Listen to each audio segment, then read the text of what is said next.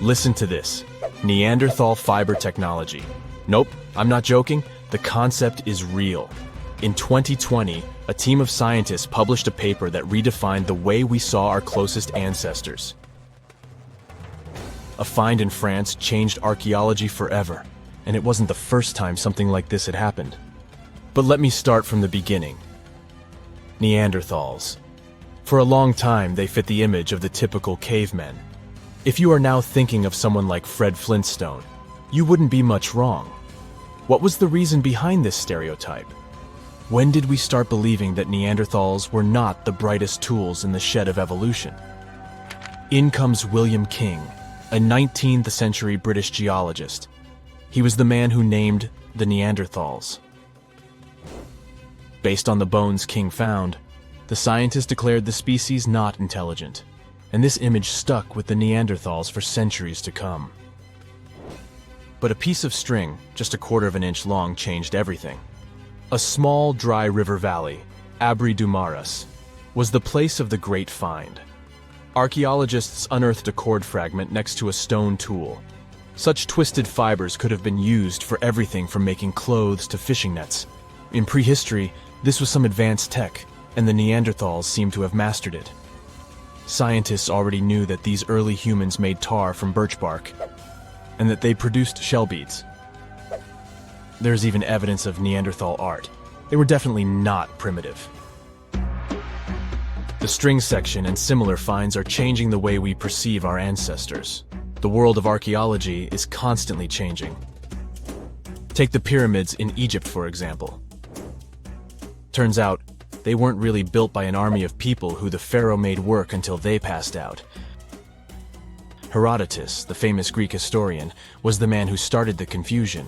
He claimed, in 500 BCE, that 100,000 men took part in the construction of the Great Pyramid in Giza. He made no mention of who they were and why they were building the pyramids. That's how the myth started. Huge stone slabs pulled by humans, driven by a foreman with a whip. But Egyptologists would beg to differ. Those are the scientists who study ancient Egypt's culture. Fairly recently, they uncovered a workers' village that told a different tale. Yes, there was evidence of hard work on the workers' bones, but the construction industry is demanding even today. It took almost 6 years for 12,000 workers to complete the world's tallest building, Burj Khalifa. Back in Egypt, 3 times more workers finished the Great Pyramid in around 2 decades. An impressive feat of ancient engineering, wouldn't you agree? Superiors looked well after the Egyptians who built the pyramids. Their diet was rich in protein. They had medical care and they got paid properly. In fact, they lived better than the non-working population. And they lived with their families near the construction site. Archaeologists know all this because they unearthed bakeries and dormitories with bread jars and other goodies. Looks like the pharaohs were okay employers after all, and the job market wasn't that terrible. They also kept detailed papyrus records of the build and hieroglyphs. You and I wouldn't stand a chance of reading these letters that resemble images. Egyptologists had the same problem. For over a millennium, no one had used this type of font. And it's not like there was an English ancient Egyptian dictionary you could open and find meanings of words. But all this changed in 1822. A couple of decades before, the French found a broken slab of black granite. The stone contained one text in 3 scripts: Ancient Greek, Egyptian hieroglyphs, and Demotic. The last one was also the Egyptian language, but in a simplified script. Scientists dated it back to 196 BCE. The content is a religious proclamation. A French philologist and Orientalist, Jean-François Champollion, was the first one to crack the code. You see, people haven't forgotten ancient Greek letters. The Frenchman successfully matched the Greek letters with the ones in the Egyptian script. And voila, we were finally able to read hieroglyphs. The name of the piece of granite that made it all possible was the Rosetta Stone. The importance of its discovery went beyond archaeology. The word Rosetta Stone even entered the English dictionary. It represents a discovery that helps people understand an enigma that has been puzzling them for a long time. There are similar games. A symbol is attached to a particular message. Then you have to decode the message by replacing the symbol with a corresponding letter. In a nutshell, this is what scientists did with the Rosetta Stone more than 2 centuries ago. Do you know what is the oldest deciphered language in Europe? It has an unattractive name, Linear B. The script belongs to the Mycenaean Greek language. It predates the ancient Greek alphabet by several centuries. You can easily guess which script it is descended from. Linear A. The people from Crete used Linear B more than 1,000 years ago. During the Late Bronze Age, the Greek civilization that used the script vanished.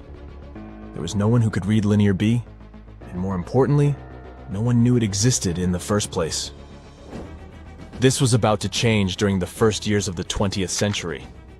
A British archaeologist by the name of Sir Arthur Evans excavated a vast palace complex at Knossos, Crete, Greece. This was the center of the Minoan culture that created the enigmatic script. The palace boasted some 1,300 rooms. They had colorful paintings of dolphins, griffins, and bulls. All of these captivated the archaeologists' imagination. But their biggest find was at first overlooked. Thousands of slabs of baked clay. The fire that brought down the palace helped preserve the tablets. It was impossible to read the slabs, though. They were written in an unknown language. The scientific community had to wait for another half a century before Michael Ventris cracked the code. He was an English architect and cryptographer. Ventris studied Greek and Latin. While attending the famous archaeologist lecture, the young man decided to solve the puzzle of Linear B once and for all. He managed to do so in 1952. One of Ventris's most amazing discoveries was that the script was an archaic form of Greek. But cryptology still hasn't solved the code of Linear A. This writing system will remain a mystery until a motivated young person like Michael Ventris comes along. They wouldn't have to be a professional archaeologist. Basil Brown certainly wasn't. Yet in 1939 he discovered the richest early medieval tomb in Europe. This happened in Sutton Hoo in the southeast of England. This wasn't an ordinary tomb made out of stone. It was a full-size ship, 3 times as long as a London double-decker bus. And that's not all. Apart from its main purpose, the ship was full of riches. Deluxe hanging bowls, feasting vessels, gold and dress accessories, and luxurious textiles were just some of the treasures found. Archaeologists were also amazed by the silverware from distant Byzantium. You probably know this city as Istanbul, Turkey. Even in our age, it's several days' drive from Sutton Hoo. Just imagine how much time and money it cost to import a silver plate in the 7th century. That's when the ship went down, according to archaeologists. The English couldn't have done it. At that time, there was no England. The people living in the British Isles at the time were the Anglo-Saxons. Perhaps the ship from the grassy mounds in Suffolk belonged to one of their kings? We will never know. The local acidic soil did away with any possible evidence, or no one laid there in the first place. It could have been a cenotaph, which is a monument constructed to honor an important person. The archaeologists still don't have a definite answer. But what they have found at Sutton Hoo shed light on the Dark Ages.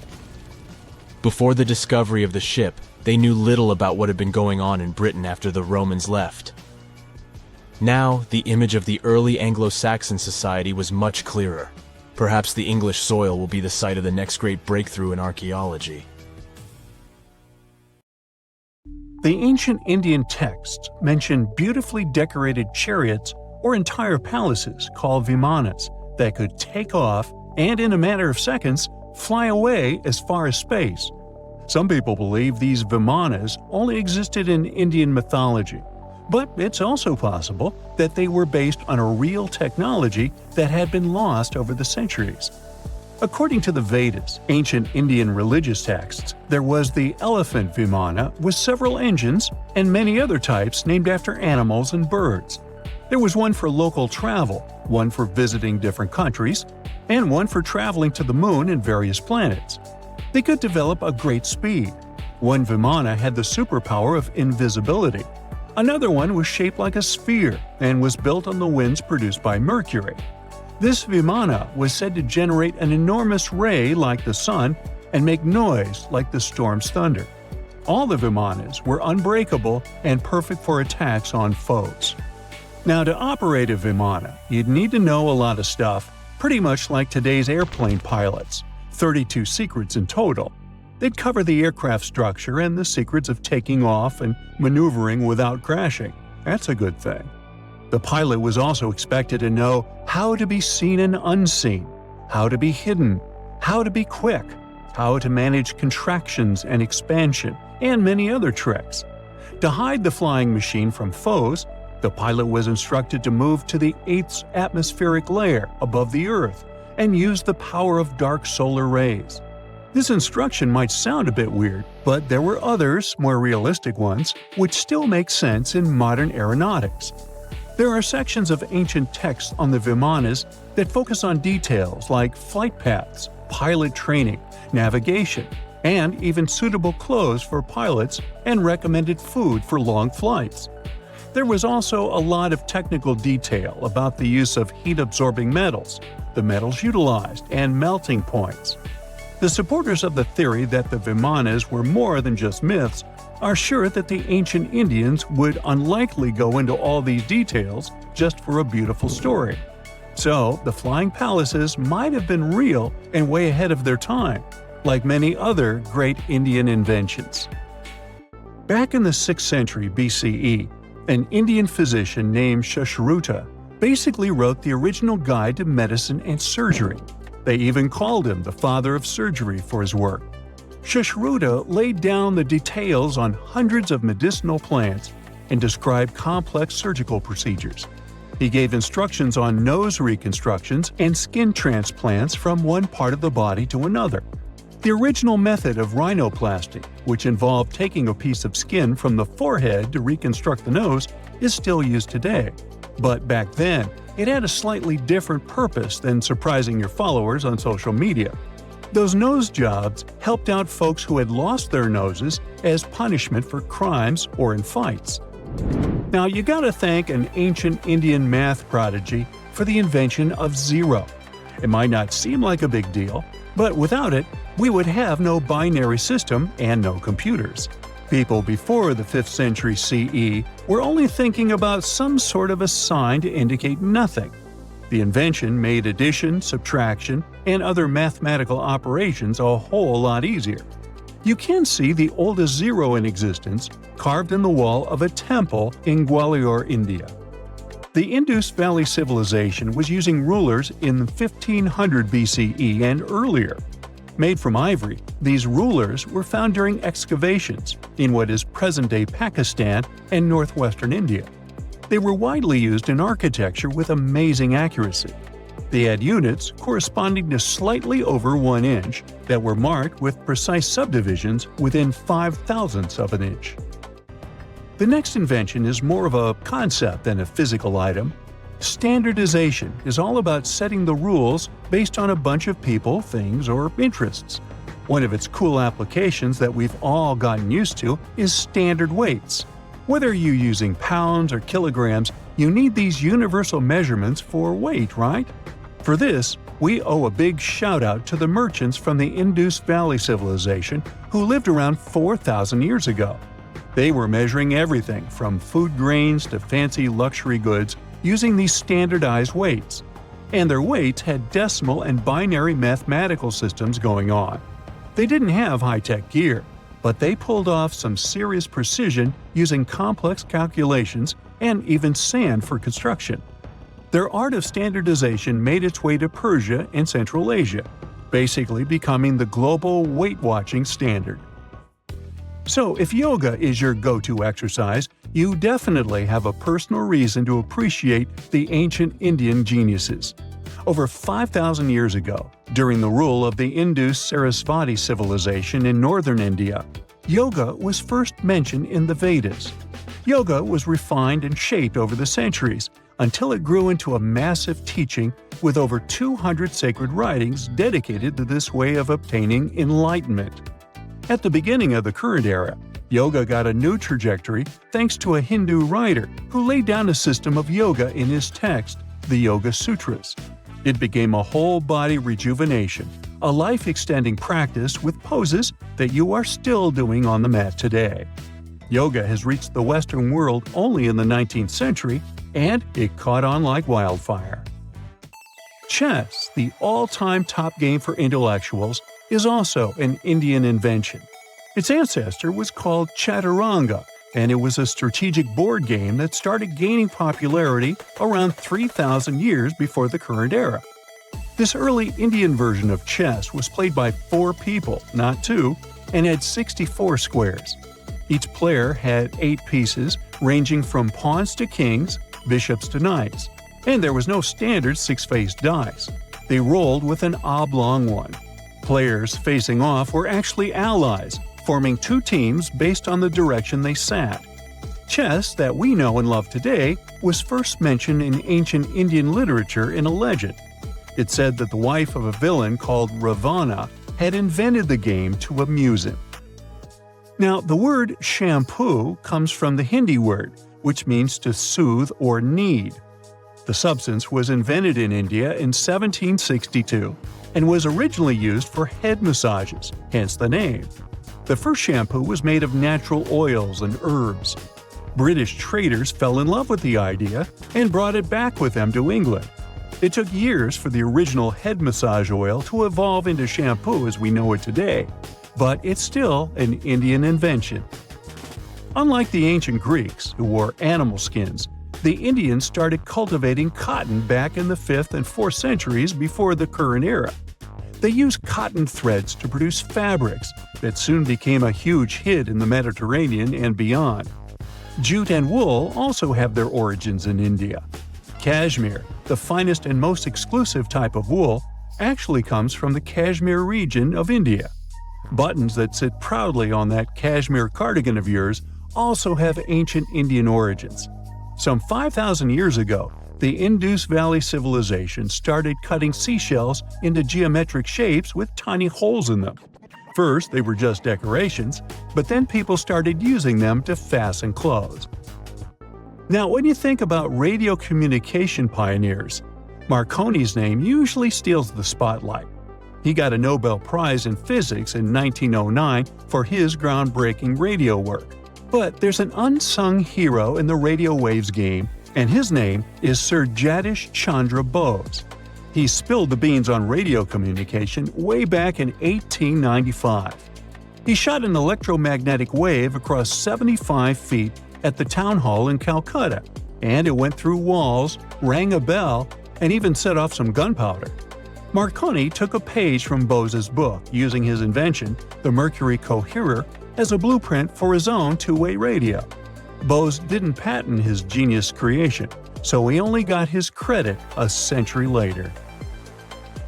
We're in the Caribbean, and these are the Taino people. Scientists have long believed that they were the first inhabitants of the Greater Antilles, and those people were roaming the Isles long before Columbus discovered this place. However, a recent discovery showed that there were some other peoples living there. These guys are called the archaic people, and they are now known for being good at using stone tools. They've used a whole bunch of polished tools, such as hammers, axes, and whatsoever. We still haven't found out how they managed to invent and produce all those tools without special equipment. Scientists are now looking for a sort of necropolis, or a similar archaeological site, to find out more about these people. Another curious settlement was found a couple of years ago, not far away from Florida. This one is pre-Columbian too, but it seems that the dwellers there were more into fashion than crafting using stone tools. The scientists discovered a complex of 37 oyster shell rings. There were many households with these rings, and the locals would produce beads from the shells of marine creatures. By the way, long ago, beads weren't intended only for fashion, but they were also an important social instrument. People would sew them on their clothes to manifest their power or wealth. Sometimes archaeologists manage to discover whole cities. This is exactly what Eleni Korka, an archaeologist from Greece, did. She found the lost city of Tania back in 2018. It wasn't a lucky coincidence. The whole search took as much as 34 years. By the way, Tania was even considered a mythical city. The city of Tanea was a Trojan-founded city, and the ancient texts claimed it was incredibly wealthy. Well, seems like the texts were true. The archaeologists found around 200 coins on the site. Some jewelry was found there too. For instance, there was an iron ring with a seal. They also found a gold coin that was supposedly used to pay for a journey to the afterlife. Yeah, back then, people believed that it existed, and they needed to pay for a ticket to get there. The discovered clay, stones, and marble floors help us imagine what their dwellings looked like. And the archaeologists also found some vases there. One of the earliest examples of human-made art is located in the cave of Altamira in northern Spain. The paintings in a Paleolithic cave are so special because they're not monochrome, but have several colors combined. Still, these earliest masterpieces were hidden for a long time. They were only discovered in 1868, and today, this cave is a UNESCO World Heritage Site. Despite how old these paintings are, they're well preserved because they've been well isolated for all this time. Since the gallery was located deep in a cave, it was almost impossible for external climatic influences to ruin these prehistoric masterpieces. We're now in England, 2009. Meet Terry Herbert, a member of the Blockwitch Research and Metal Detecting Club. One day, he was casually inspecting plowed farmland in Staffordshire with a metal detector. I guess he must have wanted to find something special, but I bet he didn't expect to find what he actually stumbled upon. He discovered something that scientists later called the largest hoard of Anglo-Saxon gold and silver metalwork ever found. There's a list of items discovered, but if I start reading it to you, it's going to take me a really long time. To make a long story short, the archaeologists found 11 pounds of gold, 3 pounds of silver, and about 3,500 pieces of jewelry. No wonder this discovery is called the Staffordshire Hoard. The Birmingham Museum and the Art Gallery and Potteries Museum chipped in and bought the entire collection for over £3 million. Messages in a bottle are a famous cultural phenomenon we often see in movies, but it turns out this method of preserving letters is quite efficient. This is proven by the Dead Sea Scrolls. Back in the 1940s, Bedouin shepherds discovered 7 scrolls contained in clay jars in a cave. These scrolls were determined to be around 2,000 years old. But these manuscripts were only the beginning of a number of great discoveries. The Bedouins sold these manuscripts, but people continued finding more. The last discovery took place in 2021, and who knows, maybe there's more to find. Another piece of art recently found in a cave was a painted shell. This fossil was discovered in northern Italy, and scientists believe such fossils were collected by Neanderthals. This find is curious for a reason. Neanderthals are believed to have been quite primitive, but this shell proves the opposite. Back in 2004, Robert Muckle, an archaeology professor, heard about a peculiar site hidden in the forest of the North Shore Mountains of British Columbia. Robert knew that a few old cans and a saw blade had been found there. This place was believed to be a sort of logging camp, but a thorough excavation that took 14 years to complete revealed something different. Turns out, it wasn't a logging camp, but a long-lost Japanese settlement. The archaeologists found around 1,000 items, such as white and blue rice bowls, teapots, pocket watches, sake bottles, and buttons. The ceramics weren't that well preserved, so they only discovered hundreds of fragments. In one of his interviews, Robert mentioned that they also found remnants of a bathhouse.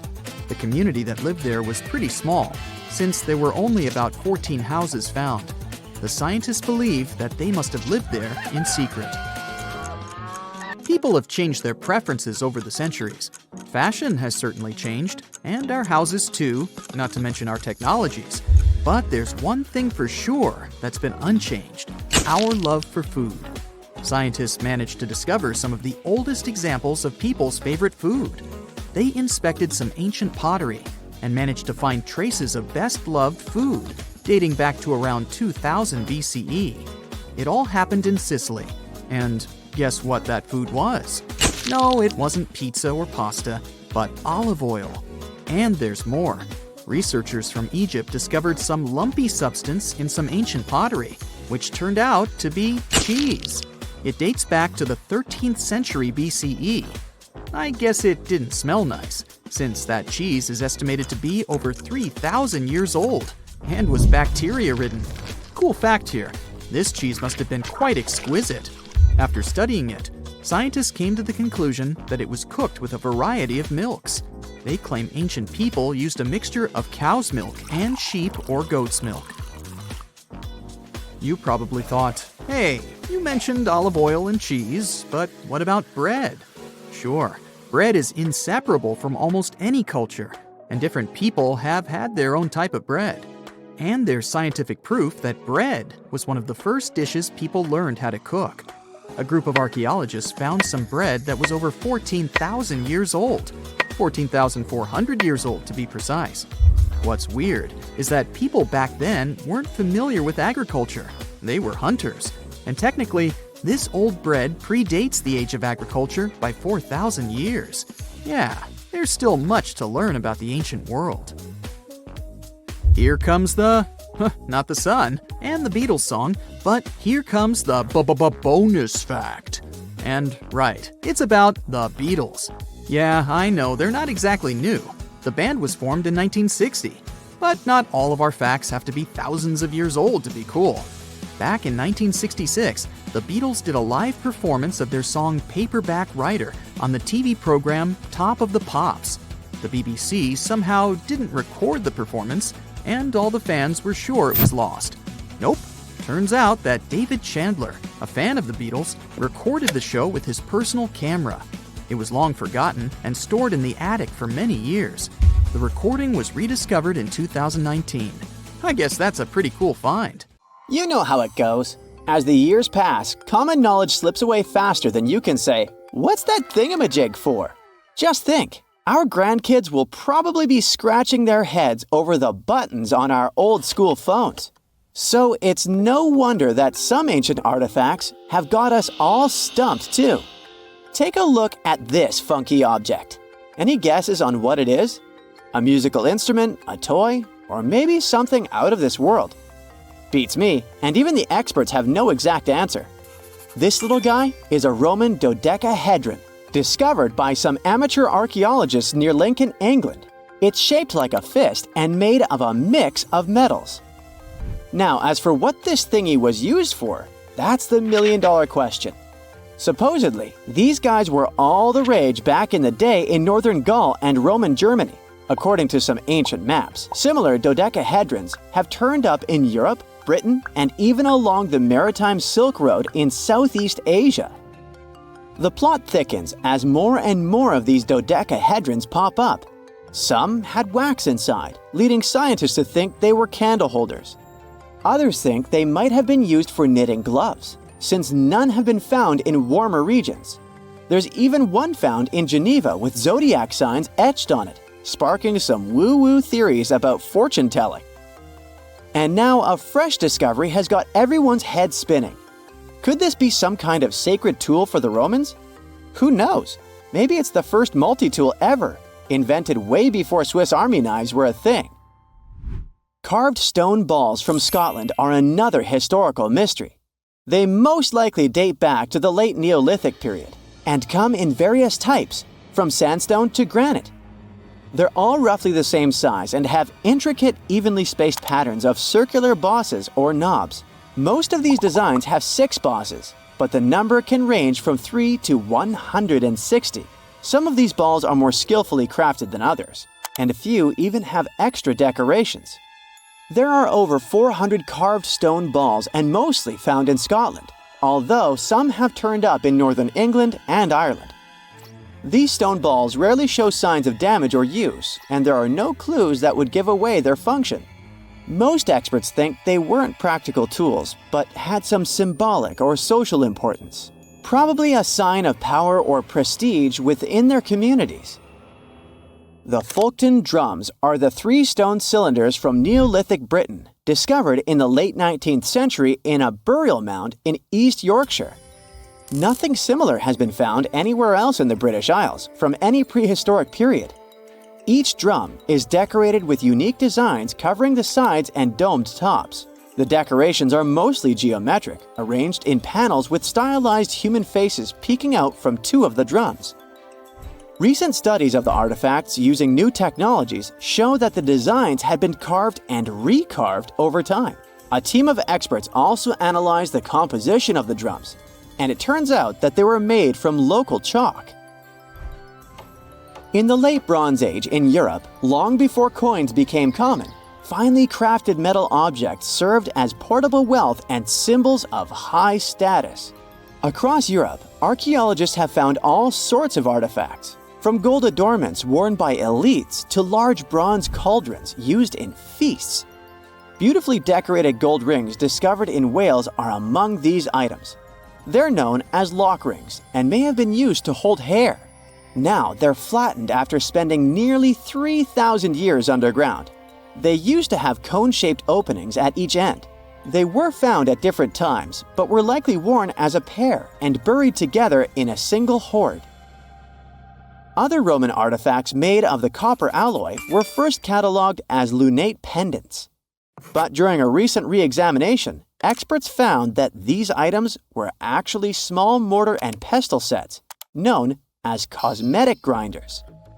They were used to grind minerals for makeup and were specifically designed for applying liner and shadows to the eyes. They were mistaken for pendants because of suspension loops that allowed them to be carried on a cord. These cosmetic sets from the 1st century of the current era were unique to Britain. They prove the influence of imported cosmetics and beauty trends from the Mediterranean and Roman provinces, including Egypt. The Salzburg Cube, also known as the Wolf's Egg Iron, was discovered in the late 19th century in Austria. It doesn't really look like a cube, but is more like a rounded object with two flat sides. Down the middle, it has a groove, and the surface is covered with pits and craters. Workers accidentally found this artifact when they blew apart a piece of coal. The coal seam it came from is thought to be over 60 million years old. The Salzburg Cube moved between museums, mysteriously vanished in the early 20th century, and then showed up again. Some researchers thought it must be a Victorian-era candlestick holder, but still, no one knows the true story of the cube or its current location. Archaeologists have unearthed an incredible historical find in Pakistan, an ancient sphinx estimated to be around 12,500 years old. The region where it was found was once a busy center of the ancient Indus Valley civilization. It had advanced urban planning, intricate art, and sophisticated drainage systems. The discovery of the ancient Sphinx is a good example of their progressive art. We all know of the Great Sphinx of Giza, but what was the significance of the Sphinx in the Indus Valley culture? Their Sphinx has designs and carvings that show scenes with their daily activities, which means it may have had a more complex role than a symbol of power or guardian. It could stand for a balance between humans and nature, or even a deity associated with agriculture. Arauca in Chile sits on the sandy dunes of the Atacama Desert, known as the driest desert in the world. Long before this coastal town was built in the 16th century, the Chinchorro people called this region their home. Archaeologists found hundreds of their mummies. Radiocarbon dating showed that these mummies are over 7,000 years old, which makes them 2,000 years older than the famous Egyptian mummies. The Chinchorro used special techniques to preserve the mummies, not just relying on the dry climate for that. And unlike the Egyptians, they didn't just do it for the elite members of their society, but for everyone, no matter what age or status they had. The local people living in Arauca now are so used to finding mummies in their backyards that they don't feel weird about living among them. In the winter of 1850, a powerful storm with extra high tides hit the west coast of Orkney, Scotland. The wind and waves ripped away the surf, covering a mound, and revealed stone-built structures beneath. A local antiquarian decided to dig up the village that he thought was from the Iron Age. He managed to unearth the remains of 4 houses and many artifacts from 2 villages. The villages had been buried under sand, so everything was really well preserved. Carbon dating wasn't a thing back then yet, so it was tricky to tell the exact age of the villages. Almost a century later, with new tech, researchers were finally able to tell that the place was actually from Neolithic times. You can still see stone dressers and box beds in the prehistoric houses. Archaeologists and historians working on the famous terracotta army think that it might have been inspired by or modeled on ancient Greek sculptures. It would mean there was a cultural contact between East and West much earlier than we thought, long before the Silk Road trade route. There was probably Western influence in China during the era of its first emperor, who took the throne in 246 before the current era. Before that time, China didn't have a tradition of building life-sized sculptures. Earlier terracotta soldiers were much smaller, less than 10 inches tall. Greek artists might have even been present to train Chinese sculptors. It's 1898, and you're taking part in excavations in Saqqara. This place, not far away from Cairo, is full of ancient tombs and pyramids. You're in your Indiana Jones mood and hope to find something really phenomenal to become famous. Gold, manuscripts, treasure maps, mummies of famous pharaohs.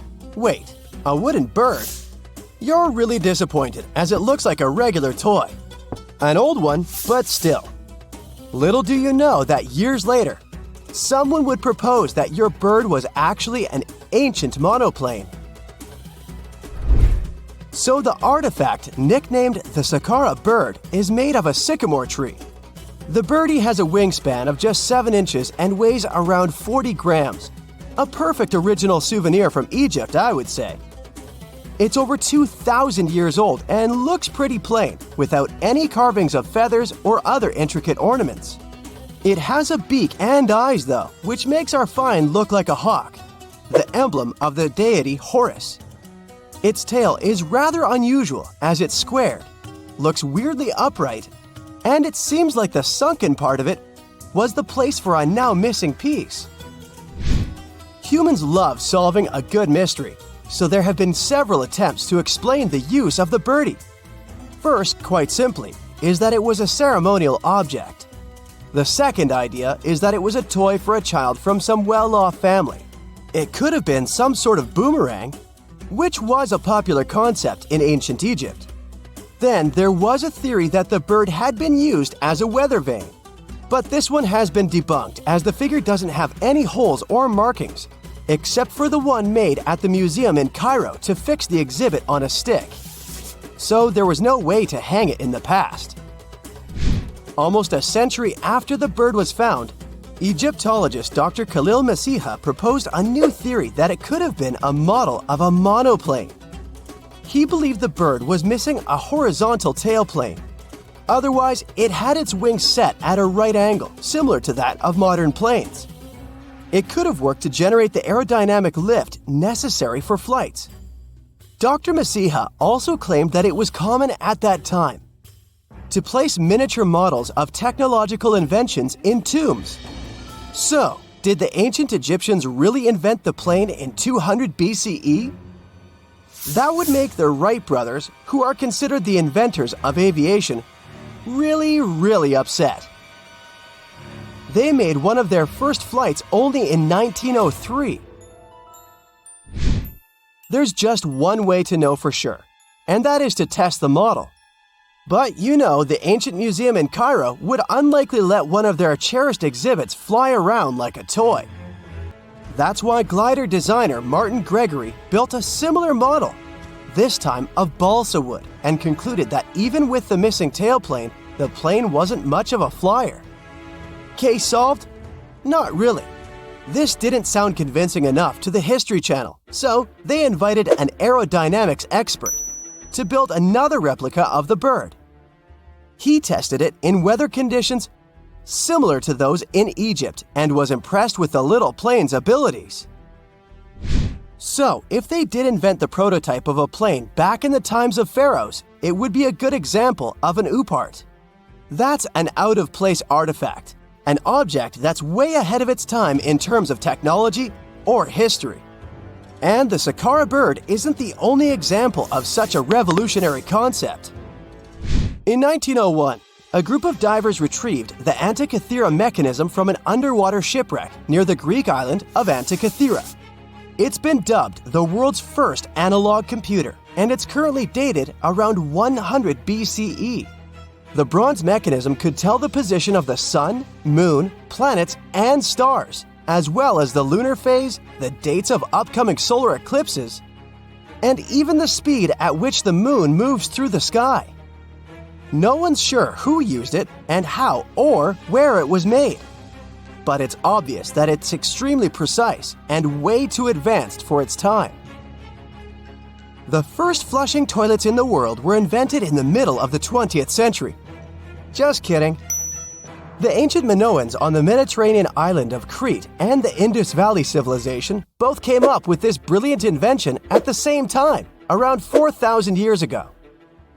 The plumbing and sanitation were so well done that no one managed to design anything better until 2,000 years later. One ancient Minoan lavatory was discovered at the Palace of Knossos. It looks like it had a wooden seat set over a tunnel that directed water from a rooftop reservoir to an underground sewer. Other varieties got water from jugs. Only the super rich people could afford all this glory. So if you wanted to shop for real estate back then, the flushing toilet would be a telltale sign you were in the rich neighborhood. Automated doors became a cool, seemingly new invention back in 1931. But the technology behind them is actually much older. Think the 1st century CE old. Mathematician and engineer Heron of Alexandria came up with a hydraulic system to open and close temple doors. To bring it into action, you need to light a fire to produce heat. There was a brass pot under the fire, half filled with water. The inventor connected the brass pot to containers that acted as weights. When the fire was burning, the water moved into the containers. They went down and pulled the ropes. It was nothing like a supermarket door that opens in front of you before you even have time to think. Heron's door took hours to open, and there was no way to stop the process. That's why they only opened the doors once a day before people entered the temple, to add some mysticism at the temple during ceremonies. Spooky. Looks like the first ever battery was invented in Baghdad around 2,000 years ago. A German archaeologist found this oval-shaped clay jar in 1938. Scientists are still not sure what purpose it served and who exactly invented it. There is a theory that it was used for electroplating objects with precious metals. When they filled it with a weak acid like vinegar, the battery produced around 1 volt of electricity. Another theory says it was a vessel for sacred scrolls. Would you like to buy contact lenses designed by Leonardo da Vinci himself?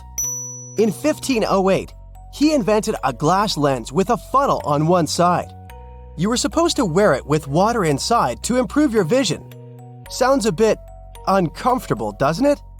So, around a century later, French scientist René Descartes decided to improve the idea and make the cornea contact the future lenses. Contacts because they contact your eyes, get it? The glass tube with liquid did help improve vision, but blinking was sadly impossible. 2.5 centuries later, new technologies in the glass industry let scientists design contacts that would fit in the eye and even let the wearer blink. Thanks, guys! Still, those lenses were made of heavy blown glass and didn't let the eye breathe. About 50 years later, contacts became plastic. Lightweight, unbreakable, and scratch-resistant, but still covering the entire eye. And then, in 1948, an English optical technician accidentally sanded down a plastic lens and figured out they'd still be in place even if they covered only the cornea.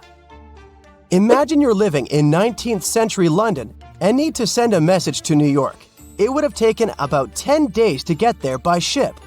So when delivery time went from days to hours in 1858, it was a true sensation. The first message was sent by Queen Victoria herself. It was all made possible thanks to the transatlantic telegraph cable, running under the ocean. Sadly, the new cool invention only lasted a few weeks. It took years to bring it back to life. Phantasmagory is said to be the first animated film ever. It was made in 1908, and it's one of the earliest examples of hand-drawn animation. But did you know that ancient people entertained children with cartoons about 2.6 million years ago? A new study reveals that ancient people were the ones who first made pictures look animated. How? They carved pictures of animals on stones and placed them around fires. When the light starts bouncing around, those ancient animals just can't help but shake it and shimmy. The prehistoric carvings come to life in the flickering firelight, with those animals jumping in and out of focus like they're ready to party. Imagine how fun it would have been for prehistoric families to sit around a fire and create these animated carvings. It turns out that even some of the ancient wall paintings and carvings found in caves were inspired by their appearance in the moving light and shadows of flames. So, basically, these old-timey carvings were made to come to life when firelight hit them. And now researchers made a movie showing that cool effect on a 3D model of some horse engravings. The study says our brains are wired to see moving things in changing light, which is why these carvings probably mattered to our ancestors. In other words, cave people were like, "Hey, let's carve some cool stuff on this rock, and when we light a fire, it'll look like it's moving." And now these scientists were like, "That's awesome! Let's make a movie to show this, everyone!" Andy Needham and his teammates used modern scanning and virtual reality tech to study 50 flat carved rocks called plaquettes made of limestone. These rocks were found in southern France back in the 1800s and now sit in a museum in London. They are covered in 77 realistic carvings of all sorts of animals, like horses, reindeer, and chamois. Apparently, Homo sapiens, with a lot of time on their hands, made these engravings a whopping 12,000 to 16,000 years ago. Needham realized that many of these carved rocks were harmed by fire, some covered in white ash, others dried or fractured because of heat. Upon closer examination, he discovered pink bands of discoloration resulting from iron deposits in the stone. What's more interesting is that the animal engravings were often superimposed on top of each other, sometimes even melded together, or fitted around each other like some kind of prehistoric animal jigsaw puzzle. Rather than tossing out the old and starting anew, the ancient artists took animal body parts to create new hybrids. For instance, one of the rocks depicts both a horse and a wild cattle-like creature known as a bovid. In this masterpiece of prehistoric art, the horse's abdomen and neck become the back and neck of the bovid, while the horse's head forms the bovid's ear. What a creative way of recycling. Researchers believe that the prehistoric rocks from Montestric were used as primetime entertainment for our ancestors. More than one person carved the animals. People from different levels of skills showed their artistic glory, and it was a group effort. The fact that these rocks were found together also suggests that this was a community activity. So it's like families were all gathered around the TV, carving rocks and cheering on their favorite carved animals. Who needs Netflix when you have Paleolithic TV? The engravings on these rocks and the signs they were exposed to heat suggest they were created to look like they were moving. Sometimes you see different animals in different poses, so one would come to life, and then another, and then a different one. It's like a Stone Age version of Disney. Similar techniques might have influenced some of the ancient cave paintings, such as those at the breathtaking Chauvet Cave in southeastern France. The animal portraits there are also overlaid on each other, and some look like they were heated by fires underneath them, which means that our prehistoric ancestors might have been the first animators in the world. Alright, since we talked about young people's favorite pastime activity, shall we take a trip back in time to discover the world's oldest toys? One of the most ancient toys discovered was a simple ball made from clay and found in the ruins of ancient Mesopotamia. It might seem like a simple toy, but our ancestors were playing with them as far back as 3000 BC. But back then, they didn't have fancy video games or elaborate board games, so a ball was the pinnacle of entertainment. But the Mesopotamians weren't the only ones having fun. In ancient Greece, children played with dolls made of clay. In Egypt, kids had toys shaped like animals, but they also had dolls made from materials like clay, papyrus, and ivory. But the most impressive thing about these dolls? They had movable limbs.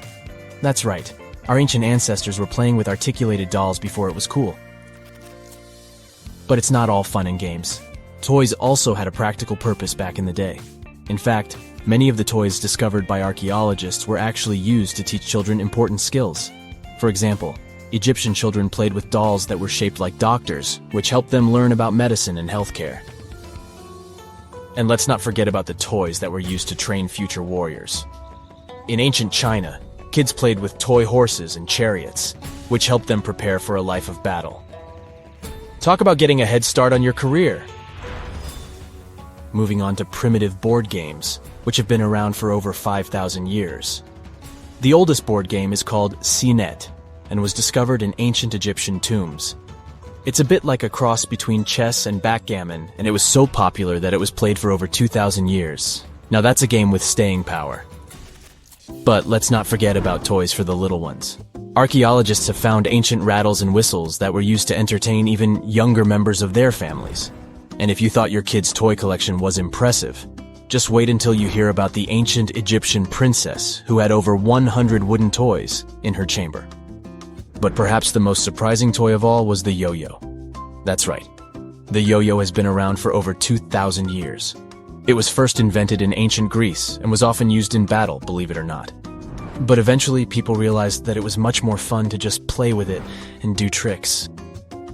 Marbles are also around as a toy that has been entertaining kids, and some adults, for thousands of years. Archaeologists have found evidence of marble dating back to around 5,000 years ago in the Indus Valley civilization. Back in those days, marbles were made from all sorts of things. Want to take a wild guess? Okay, I'll tell you. Fruit pits and small pieces of smoothed stone. That's right, those ancient kids were getting creative with their playthings. Some artisans even went the extra mile and crafted marbles from clay. Let's head back to ancient Egyptians and their adorable miniature boats made from ivory, wood, and clay. These miniatures may be acknowledged as toys, but they were also meant to represent crossing over to the other side. Viking kids had similar types of items too. A wooden toy boat over 1,000 years old was found on a farmstead near the coast of Norway. This toy looked like a real boat, and it would have been the ultimate cool thing, just like how kids today go nuts over race cars and drones. You can imagine little ones back then showing off their toy boats to their friends. Many of these toys are still pretty fun to play with today. There are many others left aside, like toy soldiers and spinning tops. Do you want to know more about ancient toys or gadgets from the early days of cinema? Before we get into the reason why and how there are pyramids all around the world, let's talk about some of the examples. I'll start with the Pyramid of the Sun in Mexico. These folks really knew how to build a city. Their well-planned urban center spanned over 7 square miles and boasted several pyramids. But the Pyramid of the Sun is the most impressive. This giant pyramid was built way back in 100 CE and is one of the biggest structures of its kind in the whole Western Hemisphere. It's so big that it's 216 feet high above the ground. If you ever find yourself in this ancient city, you won't be able to miss the Pyramid of the Sun. It's right there on the east side of the Avenue of the Dead, the city's main north-south street. To build this incredible pyramid, around 1 million cubic yards of material were used, including a special kind of red volcanic rock called hued tizontle. Impressive, huh? We don't know too much about the people who built the Pyramid of the Sun or its purpose. But archaeologists believe there was once a temple on top of it. When explorers went below the pyramid in the 1970s, they found a bunch of cool tunnels and chambers. In 2011, they even found a secret stash of clay pots, obsidian pieces, animal bones, human figurines, and a mask. Who knows what other secrets the pyramid is hiding? If you decide to see this one, you must climb the pyramid using the 248 uneven steps on the west side. Watch your step. Sudan got some pyramids too. Nubian pyramids aren't as big as the ones in Egypt, but they still got around 200 of them. These ancient pyramids have been home to the tombs of the pharaohs of the Meroitic Kingdom for almost 1,000 years, who ruled Egypt from Nubia to the Mediterranean Sea. The pyramids at Meroe were constructed using granite and reddish sandstone. Oh, and did you know that Sudan has more ancient pyramids than Egypt? The Kushite pyramids depict the indigenous architecture and burial traditions of Nubia's Napata and Meroe kingdoms, which ancient Egypt influenced. Meroe, the burial site of over 40 queens and kings, is the most extensive Nubian pyramid site. The tomb walls depict mummified royals bedecked in jewelry, their wooden caskets containing bows, quivers of arrows, and other artifacts pointing to the Meroitic relationship and trade with Egyptian and Greek civilizations. So if you're looking for some ancient tombs to explore, you may consider skipping the crowds in Egypt and heading on down to Sudan. Let's fly to Iraq to see some more pyramids. Ziggurats have fancy receding layers and tiered temples. Instead of a smooth exterior, it has tiers like a cake. Perfect for all the important work and rituals that went on inside. You can find these towering structures scattered throughout Iraq and Iran, and they're a real testament to the power and skills of the people who built them. One of the biggest and most impressive ziggurats is the ziggurat at Ur. It's basically a giant rectangular pyramid that stands a whopping 70 to 100 feet tall, with 3 levels of terraces and a temple on top. Can you imagine how many baked bricks it took to build that thing? Try 720,000 for just the lower portion. This particular ziggurat was built for Sumerian king Ur-Nammu. Similar to other ones, this pyramid has been around for thousands of years, so it got a little rough around the edges. Thankfully, the Babylonian king Nebuchadnezzar II and some archaeologists came to the rescue in the 6th and 20th centuries respectively, and now you can find this near Talil Air Base. The ziggurat at Ur was built in 2100 BCE by King Ur-Nammu for the moon deity Nana. It was the tallest building in the city, and you could see it from miles around. It was like the medieval cathedral spire of its day. People would come here to bring their agricultural surplus and get their food allotments and seek spiritual nourishment. Sadly, the Nana temple at the top of the ziggurat didn't survive, but we do have some blue glazed bricks that may have been part of its decoration. The lower parts of the ziggurat are pretty amazing though. The architects even included holes in the temple's baked exterior to let the water evaporate from its core. Since we explored some of the pyramids on our planet, let's take a broader perspective. They can be found in many parts of the world. Egypt has over 100 pyramids, double that number in Sudan, and dozens of others are scattered in the Middle East and China. The Americas have the most pyramids in total, with more pyramids than the rest of the world combined. These pyramids are located in Mexico, Guatemala, Honduras, and El Salvador. Time to know more about the evolution of pyramids through history. The oldest pyramid is in Egypt. This pyramid was a step pyramid, which was created by placing one layer of stone on top of another. The pharaoh Sneferu is credited with creating the pyramid shape we recognize today. During his 45-year reign, he built 3 pyramids. His first 2 attempts failed, but he finally got it right with the Red Pyramid, which is considered the first true pyramid. It was Sneferu's son, Khufu, who built the Great Pyramid of Giza, which was the tallest human-made structure on Earth for almost 4,000 years. Latin American pyramids are similar to early Egyptian step pyramids, but they were built independently with no knowledge of each other. The pyramids in Sudan were built around 700 BCE and are tall but much narrower than those in Egypt. How in the world did all these civilizations build these things without even texting each other? After all, the Aztecs, Mayans, and ancient Egyptians were about as different as possible. But despite their cultural differences, they all seem to agree on one thing. Pyramids were pretty cool. Step pyramids are all around the world because they were the most feasible and stable way to build large and tall structures without access to lighter building materials like wood and metal. The triangular form with a square base is the best way to build a sturdy structure, and having a cube structure would require more material for less height. Now, when it comes to pyramid design, the Egyptian pyramids were like giant triangles with a square base, smooth sides, and a pointy top. On the other hand, the Aztecs and Mayans went for a tiered cake look, with steps leading up to a flat platform on top.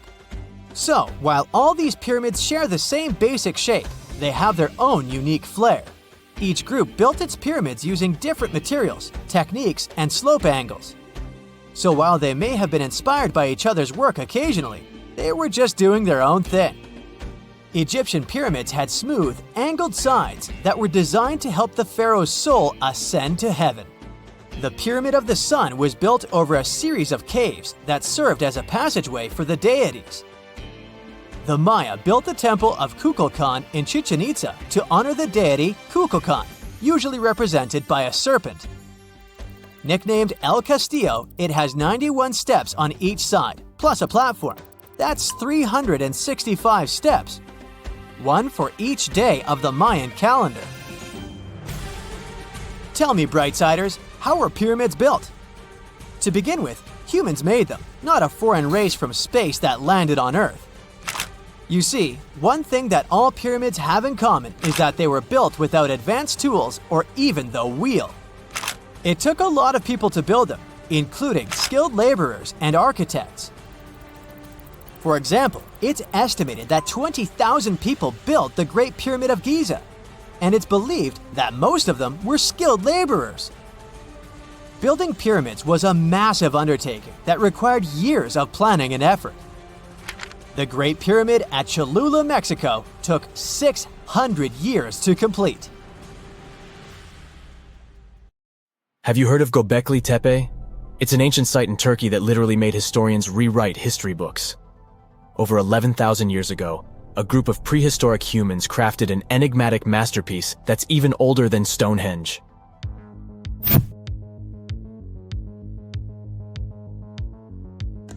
Before its discovery, archaeologists believed that people didn't know about iron and weren't good at making pottery. They were sure that settled life only emerged with the need for agriculture. But Göbekli Tepe changed this belief.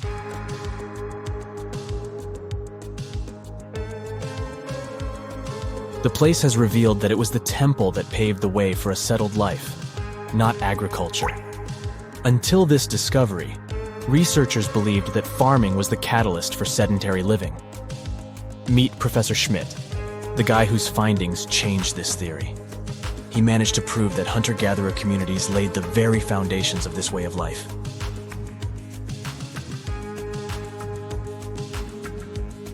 Back in the 1960s, other archaeologists visited the area, but they totally missed the mark. While surveying the region, they stumbled upon a hill with scattered limestone slabs and concluded it was just an old burial ground from medieval times. Little did they know that there was so much more to uncover.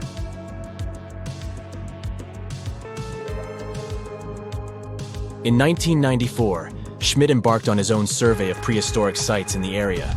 Surprise! He instantly realized he had discovered something truly extraordinary. Unlike the nearby flat and barren plateaus, Göbekli Tepe had a gently rounded top, rising 50 feet above the surrounding landscape. Funny enough, the translation of this place's name is Potbelly Hill. Schmidt was sure only humans could have made something like this.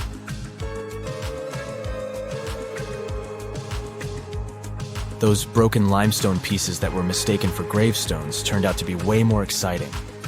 It was like stumbling upon a hidden treasure. The pieces took on a whole new meaning, and Schmidt with his team was about to dive into the secrets waiting beneath the surface.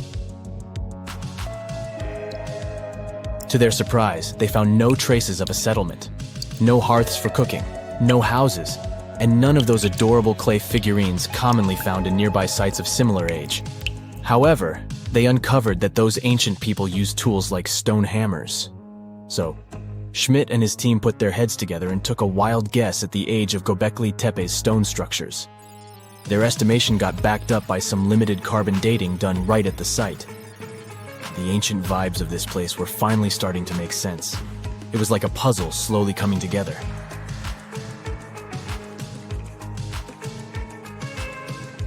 You may think that back then, people didn't have special tools to create something as cool as Göbekli Tepe. Not true. Turns out, these prehistoric folks used flint tools instead of fancy metal chisels. They were also skilled at chipping away softer limestone and crafting pillars right on the spot.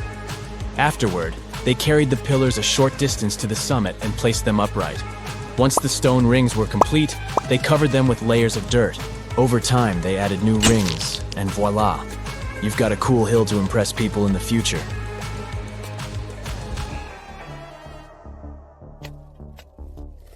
During their first year of excavation, the team went through 15,000 pieces of animal bones from wild creatures. These people didn't have pet animals or grow their own food. They hunted wild animals for their meals. But things were about to change, because the place had everything they needed to start farming. Scientists say they had wild sheep and wild grains that could be domesticated. And guess what? Just 20 miles away, geneticists found evidence of the world's oldest domesticated strains of wheat at a prehistoric village.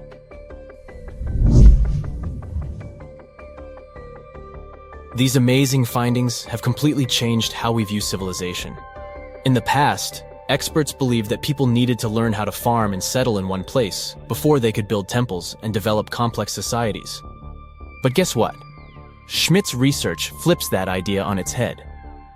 He claims that the incredible effort put into constructing these astonishing structures actually set the stage for the development of advanced societies. It means that societal and cultural changes happened before agriculture. Schmidt has this fascinating hypothesis about Göbekli Tepe. He thinks it could have been a special burial site where people left their loved ones. And here's the twist. The burial site was adorned with fancy statues and symbols representing deities from the spiritual realm.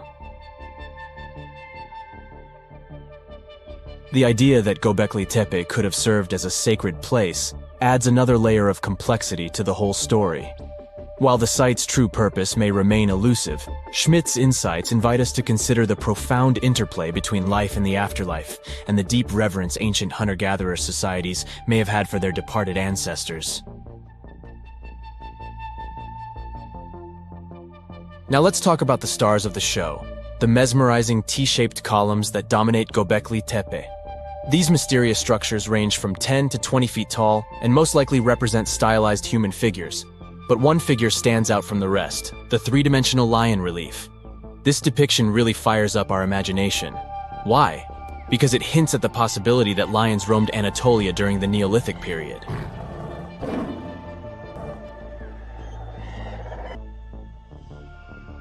These standing stones are arranged in circles and placed in rectangular pits. Each circle has a similar setup. Two big T-shaped pillars in the center, surrounded by slightly smaller ones facing inward. Talk about a stylish arrangement. These towering pillars reach a whopping 16 feet and weigh between 7 and 10 tons. Some pillars are plain and simple, while others are like works of art with intricate carvings. Foxes, scorpions, and vultures come to life, crawling and twisting on the pillars' sides. But it's not just animals depicted on these stones. Some pillars have abstract shapes representing humans, and even small carvings of clothing items. Some of them even have belts. Now, there's one pillar that stands out from the rest like a rock star. This super old stone pillar suggests that a comet crashed into Earth. It happened during a chilly period that lasted about 1,000 years. Previous studies examining Greenland ice cores hinted at this comet theory, but now the carvings at Göbekli Tepe prove it right.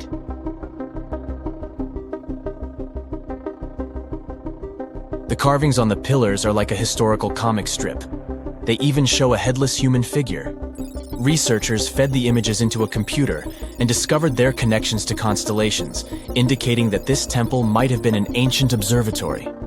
It's like our ancestors were trying to document this cataclysmic event in their own unique way. Archaeologists have been excavating and researching Göbekli Tepe since the mid-1990s, peeling back layers of history and providing us with a deeper understanding of the intricate relationship between various elements. They have no plans to stop the whole process for another 150 years. Who knows what else they'll find? You see, Göbekli Tepe has been labeled purely as a ritual site with no signs of domestic activities. We were led to believe that the absence of water meant it couldn't support semi-sedentary communities. But scientists believe it's time to shake things up and approach Göbekli Tepe with fresh eyes. It's time to question what we believed before and use new evidence and different ways of thinking. Like, there might have been a group of people living in the area who didn't stay in one place all the time. They moved around a bit but still had their own civilization, living in the area semi-sedentarily. Göbekli Tepe is not just home to a single temple, but an astounding collection of over 20 ancient structures. As archaeologists delve into the depths of this wonder, they are unraveling its unique layout, featuring two prominent focal points at the heart of each establishment, complemented by smaller structures and dividing walls. What's even crazier is that in this area, there are over 200 obelisks, which are narrow tapering monuments. How do you imagine ancient megaliths? Perhaps Stonehenge in England or the Great Pyramid of Giza in Egypt come to mind.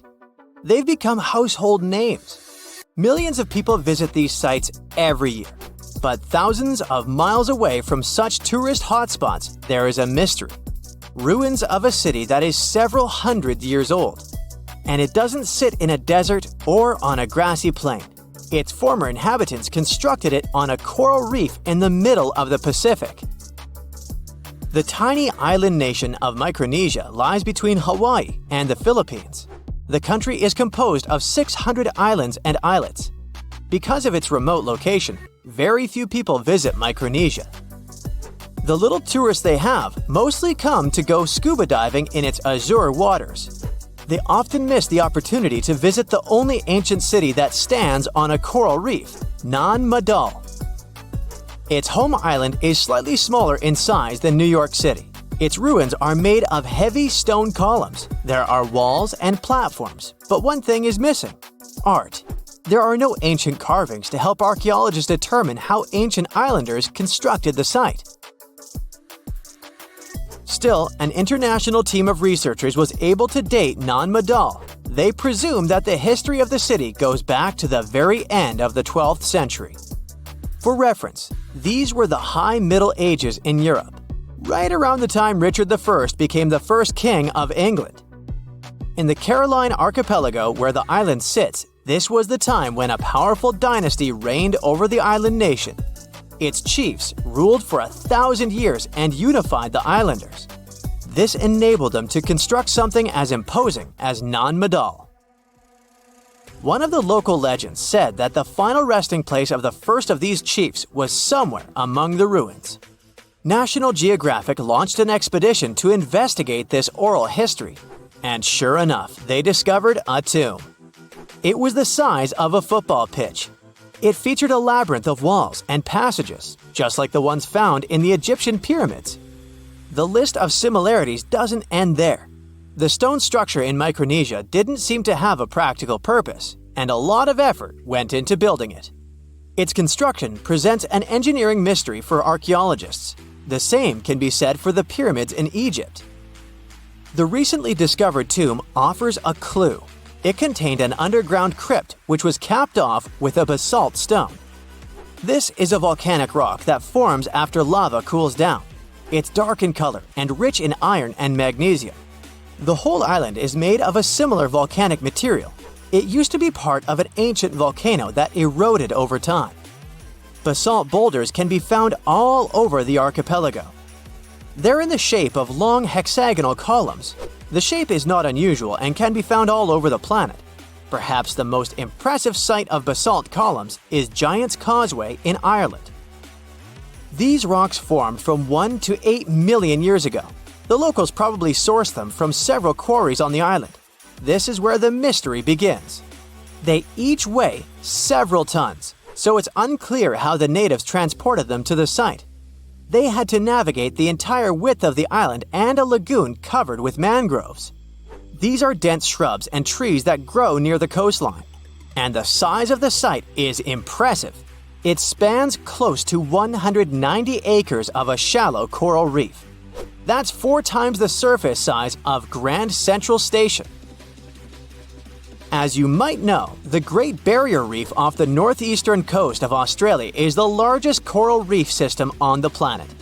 But it's a completely natural formation. The coral reef that supports Nan Madol isn't. It's man-made. Stone structures there rest on around 100 artificial coral reefs. The tribes that used to live in the area constructed each and every one of them. They stand at a height of about 3 feet above the waterline. Archaeologists were amazed by the clever building technique. Ancient builders would paddle out at low tide and retrieve coral from the surrounding waters. The conditions for it to grow fast here were perfect. Then, they placed parts of the coral inside underwater frames of stone. Once the first level was filled in, they added another row of stones and repeated the process. This allowed the foundation to rise above the water level. These islets were crisscrossed with tidal canals.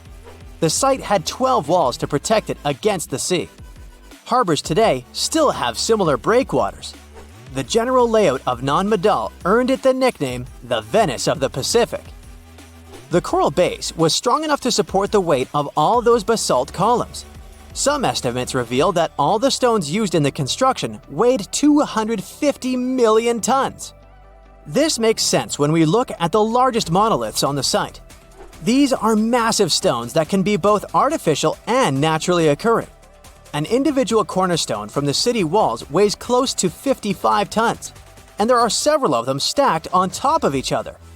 The wall they form is higher than a telephone pole. In 1995, the Discovery Channel did an experiment for a special on Nan Madol. They constructed bamboo rafts to test how the ancient builders moved stones around. They were a fraction of the width of the real monoliths. The rafts sank almost immediately. The site's been sitting uninhabited for centuries now. The island's first settlers came by sea around the 1st century. Historians believe they arrived from the nearby Solomon or Vanuatu Islands. The city became a regional administration center at the end of the 11th century. Its heyday is associated with the powerful ruling dynasty. It lasted for nearly 5 centuries. European traders knew about the island for a long time. In the mid-19th century, the Spanish established schools there. In 1873, a Polish anthropologist was the first to systematically explore the ruins of the city. He found heaps of coral, simple bracelets, necklaces, and stone axes. There were also round discs with a hole in the middle that probably served as currency. In modern times, the island became part of Micronesia. Today, the local tribal chief is the supervisor of the ruins. His title dates back to the times of Nan Madol's builders. But the locals cannot explain how exactly their ancestors erected the stone structures. The country's former top archaeologist was once quoted saying, "We don't know how they brought the columns here, and we don't know how they lifted them up to build the walls." Researchers from around the world were determined to get to the bottom of this mystery, quite literally. In 2019, an American team of scientists performed the first ever LiDAR scan of the site. This type of radar uses laser wave pulses to scan under the surface of the Earth. This allows the technicians to create a 3D image of the ground below. The scan revealed a complex irrigation system on the tiny island. This probably explains how ancient Micronesians were able to supply the nearby settlements with drinking water. When it comes to food, it was probably boated in. According to the local population, historians estimate that at the time of the city's construction, 20 to 30,000 people lived on the island. In 2016, UNESCO inscribed Nan Madol as a World Heritage Site. The future of the city is uncertain because of the state the waterways are in. They're overgrown with mangroves. The vegetation is undermining the existing structures, and more can be done to promote the place as a tourist attraction. The site gets about 1,000 visitors annually. Compare that to 50,000 people who visit Easter Island each year. Both destinations are pretty far away from the nearest mainland. The distance from Nan Madol to California is more than twice the length of the Mississippi River. We know that the ancient Egyptians were talented enough to build something as grand as the pyramids, but were they also smart enough to measure the speed of light? There's a theory circulating online that says exactly that. If you look at these two numbers, you'll see that they match completely. The first one is the speed of light in a vacuum measured in meters, and the second one is the latitude of the Great Pyramid of Giza. So, was it done on purpose, or is it just a coincidence? Well, happily, we can tell you that it's actually just a coincidence, not another conspiracy thingy. The Great Pyramid is just one of the many places in the world that share the same latitude. And more importantly, even if the ancient Egyptians had somehow measured the speed of light and chosen to keep it a secret from the rest of the world, they wouldn't have used meters to put it down. Meters were only defined at the end of the 18th century. The builders of the pyramids used a different unit of measure called cubits. 1 cubit is equal to 1.5 feet. Cubit was based on the length of the arm from the elbow to the tip of the middle finger, and it became popular in the ancient world. So if they wanted to impress the rest of the world and set the pyramids at a point that matched the speed of light in cubits, they would have to build their iconic constructions somewhere in Europe. And then the Danish astronomer who first measured the speed of light in 1676 would have been really upset to know that someone had done it centuries before him. So, although they were ahead of their time in many aspects, the ancient Egyptians never measured the speed of light or used longitude and latitude to map their locations. The base of the Great Pyramid of Giza might seem like a perfect square, but it's actually an 8-sided structure, not 4-sided. Each of its 4 sides has a subtle concave indentation that splits it evenly from base to tip. The official version is that a British pilot was the first to notice it in 1940 while flying over the pyramid. He took a photograph that showed shadows highlighting these indentations. Some people think these lines are only visible from above and can best be seen at dawn and dusk during the spring and autumn equinoxes. This has led to a freaky theory that the ancient Egyptians might have designed the pyramids to communicate with something looking at them from above. Now, the Great Pyramid is one of only 3 pyramids that used to have a swivel door. It weighed around 20 tons, but they could still easily open it from the inside. Its precise fit made it nearly invisible from the outside, with no visible latch or handle. There were only slight variations in the exterior stone that gave out an opening. The other 2 pyramids with similar doors belonged to Khufu's father and grandfather. The Great Pyramid also has a hidden void at least 100 feet long that was only found in 2017. We still don't know what lies within the space, what purpose it served, or if it is the only space of its kind. Researchers used the same tech to see through cathedral walls, Mayan pyramids, and even volcanoes. It depends on a natural shower of subatomic particles called muons. They pass more easily through empty space than through solid materials. So if they arrange multiple muon detectors around a structure, scientists can map out its solid and empty areas. A team of scientists placed muon detectors inside the Great Pyramid and allowed them to gather data for months. Scientists have analyzed samples of the mortar used to build the pyramids many times. Although we know its composition, modern technology still can't replicate it. The mortar is mostly made from processed gypsum, but it wasn't used like the cement we use for bricks today.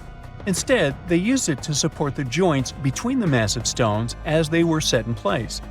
The estimated amount they needed to construct the Great Pyramid was around 500,000 tons of mortar. The gypsum mortar is stronger than the stones themselves and has held up for thousands of years. Now, all 4 sides of the Great Pyramid are aligned with the cardinal points – north, south, east, and west. According to geologist and engineer Glenn Dash, the alignment is accurate to within 4 minutes of arc, or 1/15 of a degree. The architects managed to achieve this without modern tools like drones, blueprints, or computers. Many researchers try to explain this construction miracle. Maybe they used the pole star or the sun's shadow. Dash recently proposed a new, simpler idea. The Egyptians might have used the autumnal equinox to align the pyramids. It happens twice a year when the Earth's equator passes through the center of the sun's disk, making day and night nearly equal in length. To test his theory, Dash conducted an experiment on the 22nd of September 2016, the first day of the fall equinox. He used a special rod the Egyptians had to cast a shadow and tracked its tip at regular intervals, forming a smooth curve. By connecting 2 points of the curve with a taut string, he created an almost perfect east-west line. Dash noted that on the equinox, the shadow's tip runs in a straight line, nearly perfectly east-west, and with a slight counterclockwise error. There's a similar error in the pyramids.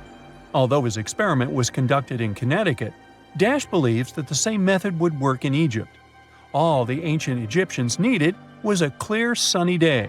They could determine the fall equinox by counting 91 days from the summer solstice. But they left us few clues, and no engineering documents or architectural plans have been found that explain their methods. So they might have mapped shadows, but it's not definite. Now, scientists have long wondered how heavy stone blocks were carried to the pyramid sites, and they might finally have an answer. A research team from the University of North Carolina, Wilmington, has discovered that 31 pyramids are likely to have been built along a long-lost ancient branch of the River Nile. It's now hidden under desert and farmland. For many years, archaeologists have thought that ancient Egyptians must have used a nearby waterway to transport materials, equipment, people, and whatever else they needed to build the pyramids on the river. But up until now, they weren't certain of the location, shape, size, or proximity of this waterway to the site of the pyramids. The group of researchers used radar satellite imagery, historical maps, geophysical surveys, and sediment coring to map the river branch. They believe it was buried by a major drought and sandstorms thousands of years ago. The team managed to go below the sand surface and get images of some hidden features thanks to radar technology.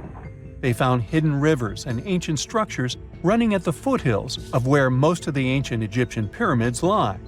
The discovery of this extinct river branch helps explain the high pyramid density between Giza and Lisht, in what is now an inhospitable area of the Sahara Desert. Now, Egypt isn't the only country with the most pyramids in the world. The champion's title here goes to its southern neighbor, Sudan. It has between 200 and 255 pyramids, compared to Egypt's measly 138. They were built by members of the Kingdom of Kush, an ancient civilization that ruled the lands along the Nile River many years ago. They started erecting pyramids around 500 years after the Egyptians had stopped doing it.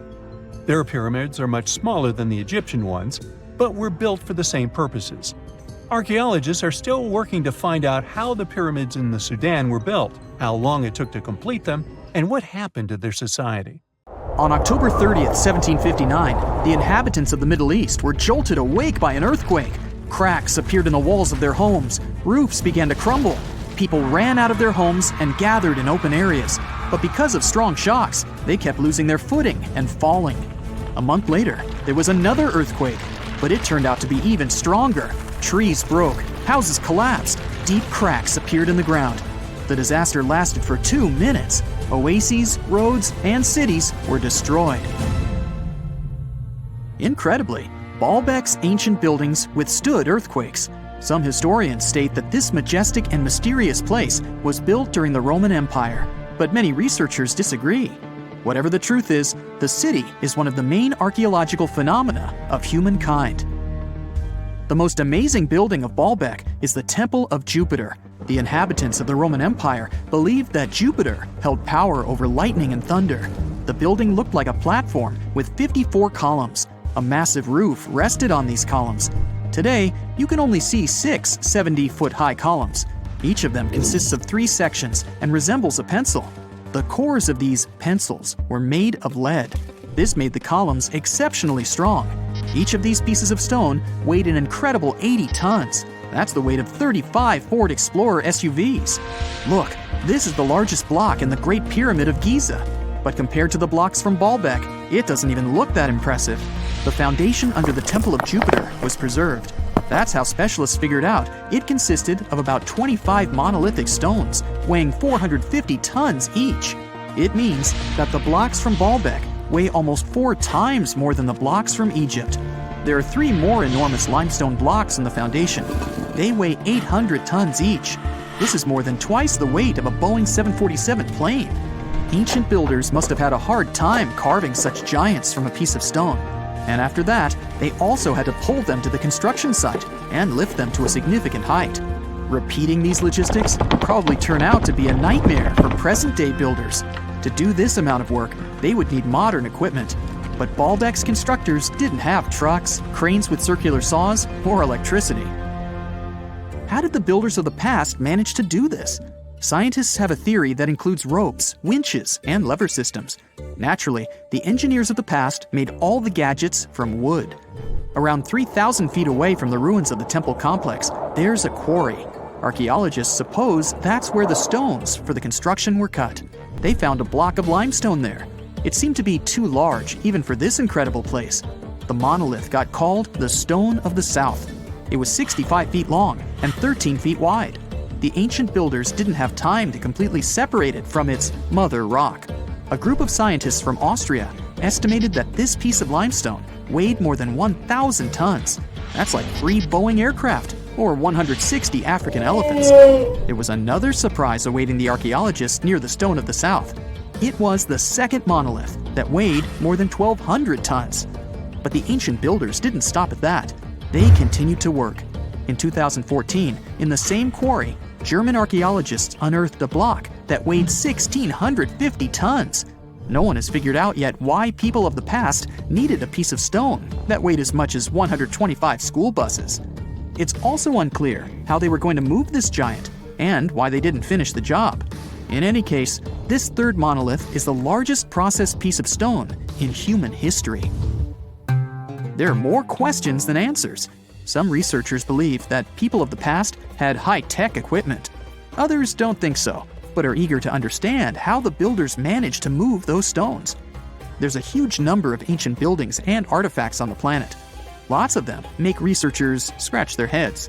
Near the Pyramid of Djoser in Egypt, archaeologists have found a network of tunnels. This place is called Serapeum. It contains 24 sarcophagi weighing from 70 to 100 tons. The giant boxes are carved from a single piece of granite and covered with heavy lids. The sarcophagi are perfectly symmetrical. To the touch, their walls are as smooth as glass. Even with the current level of technology, this is very difficult to do. But the ancient Egyptians managed this feat. The Lycurgus cup is a priceless artifact and example of ancient nanotechnology. It's made of glass that can change its color. If you put a source of light in front of the cup, it turns green. If the light is behind the goblet, it becomes deep red. In this case, the figure of Greek king Lycurgus turns pale purple. Scientists understood how this color change worked only at the end of the 20th century. Through microscopes, they saw nanoparticles of silver, gold, and copper. They had been added to the glass matrix. Thanks to this, you can observe a color change called dichroism. Interestingly, the gold and silver were grounded into a fine dust. It's almost impossible to do this by accident. Most likely, the ancient experts knew for sure what they were doing. Bolivia has a curious place called Puma Punku. It looks as if an ancient giant played there with an enormous construction set. And after the game, they forgot to put the pieces back into the box. But there are no giants, and the huge stone blocks were carved by ancient builders over 1,500 years ago. Some of the rocks weigh 100 tons. The blocks were brought to an altitude of almost 13,000 feet above sea level from the quarry 60 miles away from the construction site. There's no forest in that area. This means the builders couldn't use trees to make wooden rollers. The monument belongs to the Inca civilization. Scientists are sure they didn't know anything about wheels. In 1992, the inhabitants of a Chinese village decided to drain a pond. Their ancestors had been using it to wash clothes and catch fish for hundreds of years. They kept pumping the water out for 17 days. At the bottom of the reservoir, they made an unexpected discovery. The villagers saw an entrance to a cave going down to a depth of 100 feet. The incredible find was named the Longyu Caves. Unknown builders carved out 320,000 square feet of galleries. There are separate rooms, bridges, pools, and columns that support the ceiling. The walls of the cave are covered with strange carved lines and patterns. Scientists haven't found any information about who built the caves and why they did it. The construction technology also remains a mystery. Antonio Stradivari lived in Italy in the 18th century. He created musical instruments. More than 600 of his works have survived to this day. 500 of them are violins. One of the instruments was sold at auction for $16 million. The violins made by this master sound clear and deep. Researchers can't understand why Stradivarius instruments produce such unique sounds. Perhaps it's all about the varnish the master used to cover the violins. The answer may also lie in the wood the instruments are made of. In those days, Europe had a cold climate. Because of this, the wood became denser, and the instruments made of it sounded especially pleasing to the ear. In the Indian city of Delhi, there's a 23-foot high pole. It weighs 6.5 tons and is made of 98% wrought iron. The 1,600-year-old pillar has no signs of rust or decay. Scientists believe that the monument is so well preserved thanks to the dry weather and the chemical composition of the metal. It might be resistant to corrosion. And still, researchers don't know how the blacksmiths managed to make an iron pillar that's not afraid of rust. It seems like a tough feat, even for modern metallurgists. The Al-Nasla rock is divided into two parts by a perfectly straight slit. Each boulder stands on a small pedestal. Some people believe this is the evidence of ancient laser technology. But geologists think the split happened due to the ground shifting or natural vibrations that occurred under the rock. This process led to the appearance of the crack. It had been deepening for thousands of years, and gradually, the natural monument took the form you can see today. Pretty soon, you'll be able to charge your phone in your pocket while walking around the house. And meanwhile, your electric car will refuel while just standing in your driveway. Power will run to all your gadgets through the air without any wires whatsoever. I know it sounds a bit sci-fi, but scientists have figured out how to do it. Don't worry, they're not going to zap electricity through the air like lightning. Instead, they'll use something much safer: magnetic fields. Let's say you have a special coil of wire that makes a magnetic field when it gets power.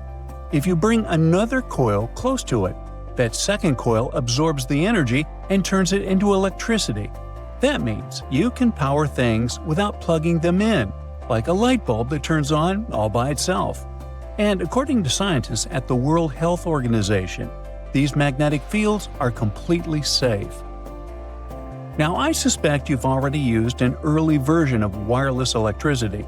When you place your electric toothbrush on its charger or the phone on the charging mat, electric energy jumps between them. There's a special coil inside the charger that creates an invisible spinning energy field when it gets electricity from the wall. The toothbrush or phone has another coil inside it that catches this energy and turns it back into electricity to charge the battery.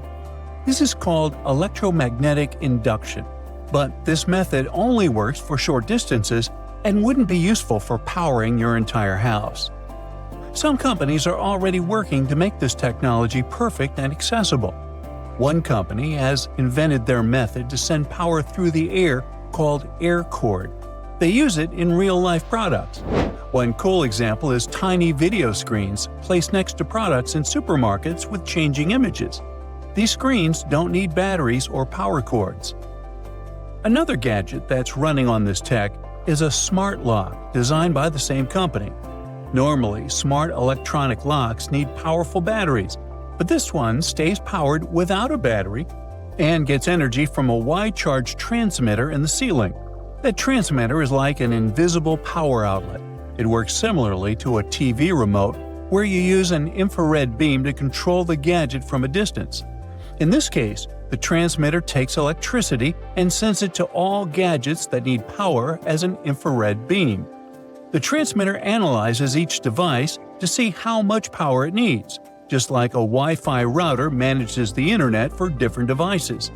If no devices need power, the transmitter goes to sleep, but it wakes up now and then to check if anything needs charging. Nikola Tesla, a brilliant inventor and electrical engineer who made significant contributions to the development of electricity, would be really happy to see all this come true.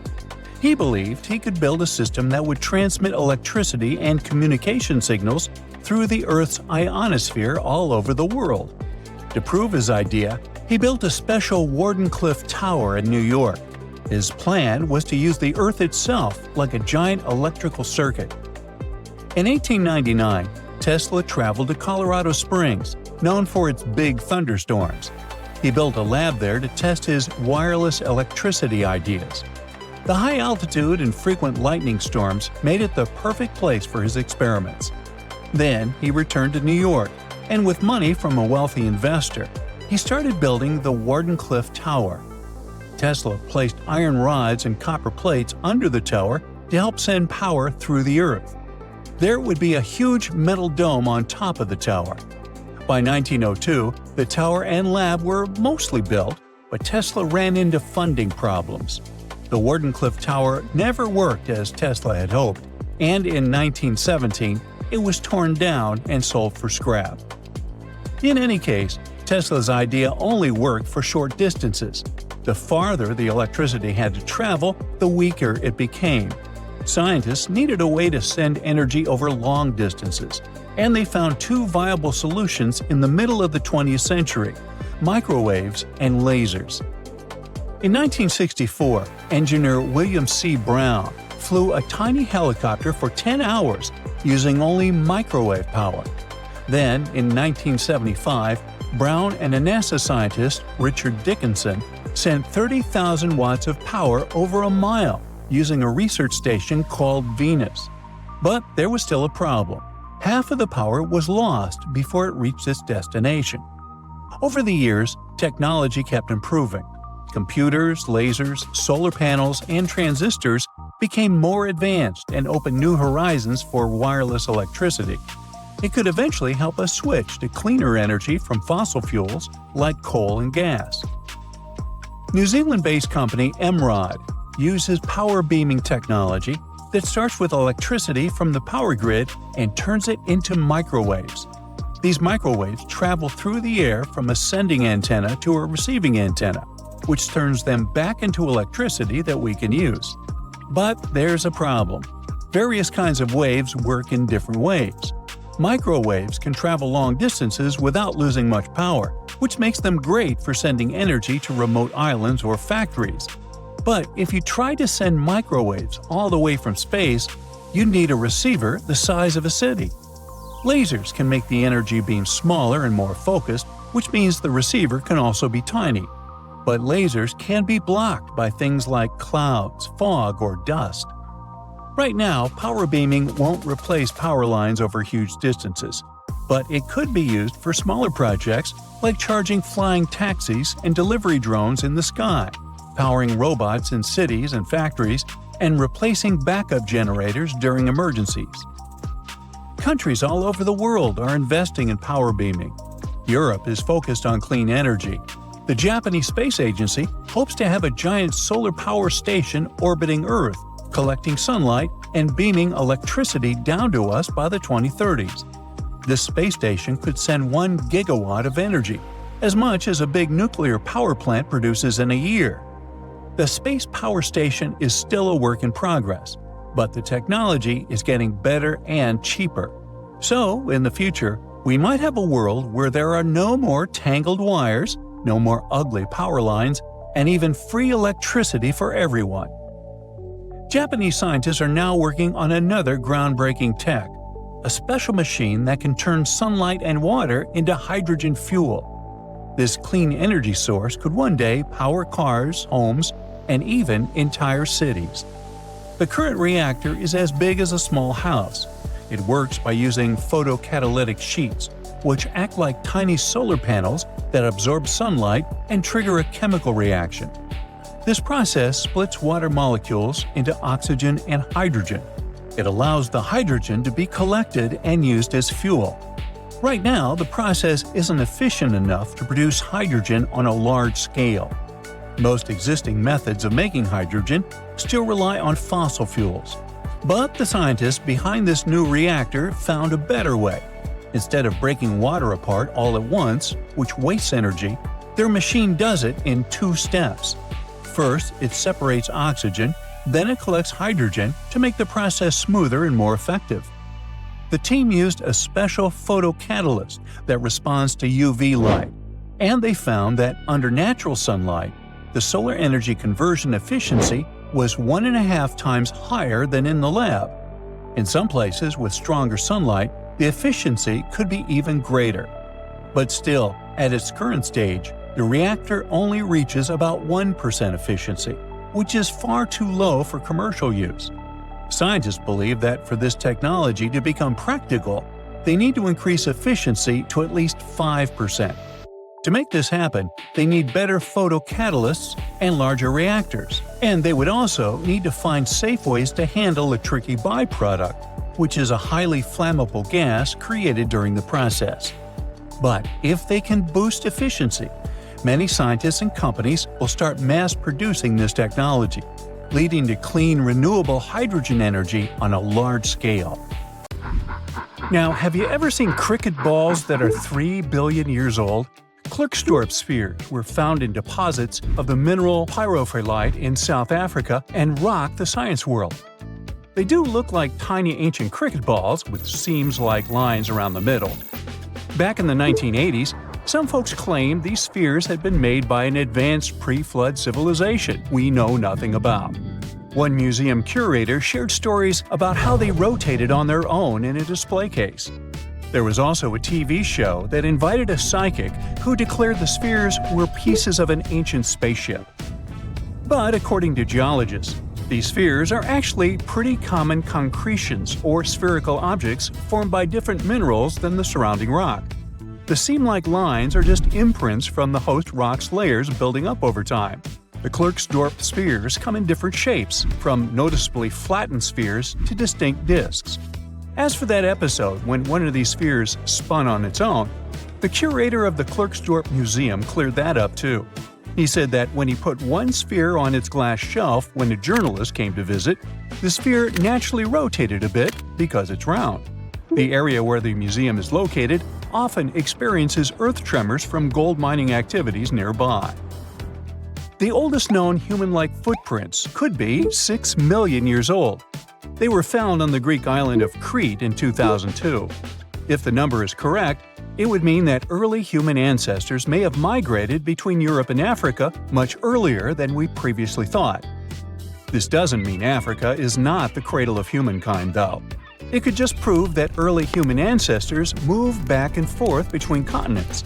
Some researchers believe the footprints were left by a bipedal creature possibly related to an early human ancestor nicknamed El Greco. According to scientists who studied them, the footprints have a very human-like shape, with 5 toes and a parallel big toe. Some scientists are skeptical about it and suggest the prints might be from a late European ape. The new study analyzed fossilized marine microorganisms found in the sedimentary rocks to determine the footprint's age and prove it's actually 6 million years. The next amazing find that keeps scientists entertained is the Dorchester pot. It's a beautifully crafted metal vessel with some fancy geometric designs embossed in shiny silver. The pot was discovered in, who could have thought, Dorchester in 1852 under quite unusual circumstances. During a powerful blast, the pot broke into 2 pieces. Scientists believe it was originally embedded within a rock or boulder known as pudding stone. The rock from which the Dorchester pot emerged is dated to be around 500 million years old, so it could mean the pot itself is also that old. The current and less exciting theory suggests that the Dorchester pot is a Victorian-era candlestick holder. Such things were really trending back then, so it's not a surprise to find such fancy household item from that time. The Dorchester pot falls into the category of ooparts, or out-of-place artifacts. Those are objects that seem too advanced for the time period they're supposedly from. If we accept that the pot is 500 million years old, then whoever made it was way ahead of their times in terms of crafts and tech. One extra mystery is that the pot has an engraving of a plant that most likely disappeared from Earth over 100,000 years ago. Sounds like good proof the pot is really extra old. Now, it looks like the oldest map in Europe is a stone from 4,000 years ago. This Bronze Age slab was found in France in the year 1900 at an ancient burial ground.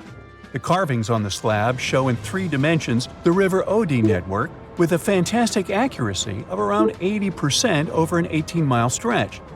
There are other stone-carved maps around the world, but this one is unique because it shows a specific area to scale. Looks like the slab's carvings don't just map rivers and hills, but also settlements, barrow sites, and field systems. Archaeologists say the slab wasn't used for navigation, but rather to symbolize power. The detailed markings on the slab might have served to illustrate the domain of a local ruler, possibly a prince or king, to show their control over the territory. When the ruler lost power, the slab was likely repurposed as part of a burial vault. The unique artifact was stored in the cellar of a museum. For decades, no one even noticed until several scholars read older reports about the slab and decided to check it out. They conducted a detailed analysis using 3D techniques. Their research proved that the creators of the slab had not only etched lines into the rock, but also modified its surface to reflect the topography of the landscape with high accuracy. The Salzburg cube, also known as the wolf's egg iron, was discovered in the late 19th century in Austria. Now, don't let the name mislead you. It doesn't look like a cube at all. It's more like a rounded object with two flat sides. Down the middle, there's a groove, and the surface is covered with pits and craters. This unique appearance is the reason why many people think it might be something out of this world.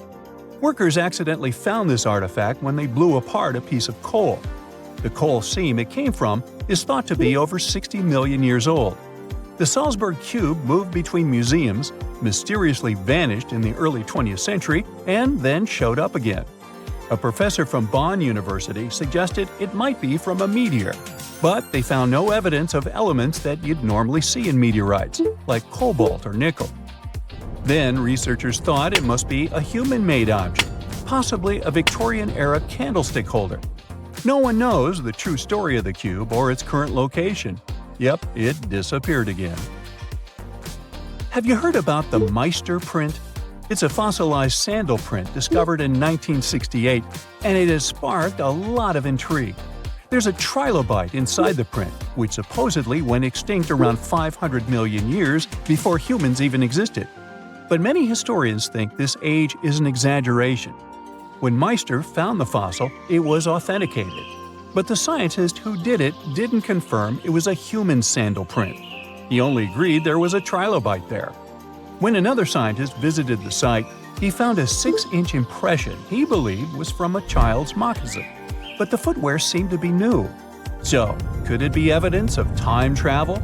Proof that humans existed millions of years earlier than we thought? Or a sign that someone else visited early Earth? Or is it just a rock formation that looks like a sandal print?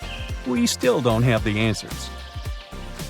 Back in June 1936, a couple was walking along Red Creek in London, Texas. London, Texas? Yeah, when they stumbled upon something unusual. It was a piece of wood sticking out of what seemed to be an ancient rock formation. About 10 years later, their curious son decided to crack open the rock to see what was inside. And he saw a hammer, which looked surprisingly modern.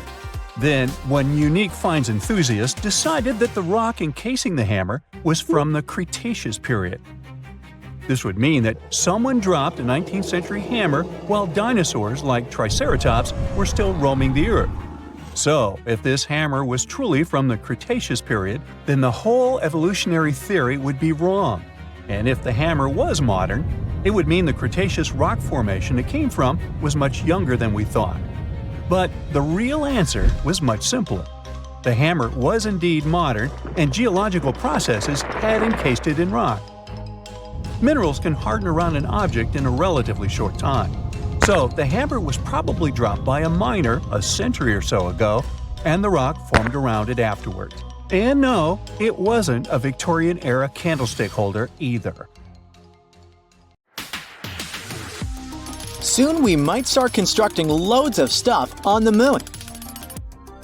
All because India's moon mission has recently detected sulfur near the moon's south pole. This chemical element can come in extremely handy for creating infrastructure on our satellite. It's the first time this chemical element has been discovered on Earth's natural satellite. This sought-after element is mostly found near Earth's volcanoes. Its appearance on the moon speaks volumes about the satellite's volcanic history and its past atmospheric conditions. The mission's rover detected this chemical element less than a week after touching down around 70 degrees from the moon's south pole on the 23rd of August, 2023. This historic landing on the lunar surface made India the fourth country to safely land a mission on the moon. It's also the first spacecraft to touch down so close to the south pole of our satellite. It's an area of strategic importance because it's believed to be home to deposits of water ice. If it turns out to be true, future missions might be able to harvest it and turn this water ice into drinking water or even rocket fuel. For 2 weeks, the lander carried out the data collection, mainly focused on the analysis of the moon's soil and its extremely thin atmosphere. Meanwhile, the solar-powered Pragyan rover started its quest to find frozen water on the moon. As for the lander, it demonstrated another amazing feat on the 3rd of September. The spacecraft fired up its engines and lifted itself for about 16 inches into the air. Then it made a tiny hop to land 12 to 16 inches away from its original position. It's kinda a big deal. Being able to get a lander back off the surface of the moon is essentially for future missions, showing that they can safely return soil samples or even astronauts back home after a lunar mission. In September, the Indian spacecraft was put into sleeping mode. The 14-day-long lunar night was approaching, and the spacecraft wasn't designed to collect scientific data during this period of time. So far, we've learned about a few major findings of the mission. One is related to measuring the temperature of the moon's topsoil at different depths. Intriguingly, the surface of the satellite in that region turned out to be hotter than expected. It was believed that the temperature could be between 68 and 86 degrees Fahrenheit on the surface, but it was around 158 degrees Fahrenheit, way hotter than it should be. The other discovery indicates the presence of several chemical elements, including oxygen. Besides, the data received from the spacecraft confirms the presence of aluminum, calcium, iron, titanium, silicon, and other chemical elements on the lunar surface close to the South Pole. The rover also used special instruments designed to measure quakes and rumbles beneath the lunar surface to detect some seismic activity. It brings us back to the sulfur detected thanks to the rover's spectroscope. Scientists are currently working on figuring out whether this element formed on the surface in a natural way or whether it's the result of volcanic activity or a meteor strike. Another astonishing thing found on the moon is a rock, and it may be the oldest known Earth rock. A 0.7-inch wide chip included in a large rock collection brought to our planet by Apollo astronauts might actually be a 4 billion-year-old fragment of Earth. This finding could help us paint a better picture of the intense pounding early Earth got at the dawn of its life. It could go like this. Soon after the rock formed, an asteroid impact might have blasted it from Earth. At that time, our planet's satellite was 3 times closer to Earth than it is today. The collision was so powerful that this chunk of terrestrial rock found its way to the moon. Later, this fragment got engulfed in a lunar breccia, a motley kind of rock. Eventually, the rock was brought back home to Earth by Apollo 14 astronauts. Even though scientists had found meteorites coming from Mars and the moon before, it was the first time a rock from the moon turned out to be a terrestrial meteorite. They also found out that the rock had formed in a water-rich environment at temperatures and pressures corresponding to those at around 12 miles beneath the surface of our planet. In 2019, China's Chang'e 4 mission made history by landing on the far side of the moon. The mission's rover helped researchers visualize structures hidden deep below the surface of the satellite, revealing billions of years of lunar history.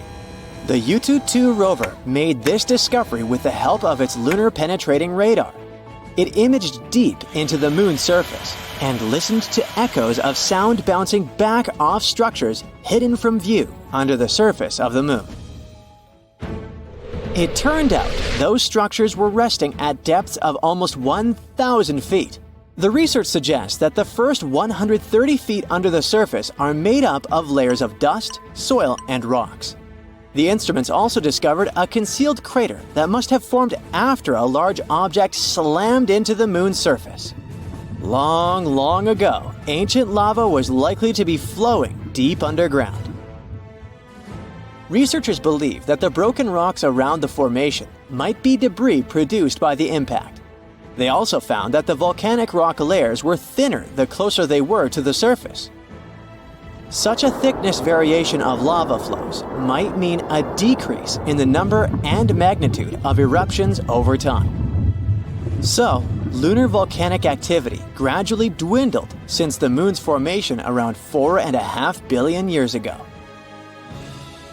On the far side of the moon, there is one of the largest and oldest impact craters in our solar system, the South Pole Aitken Basin.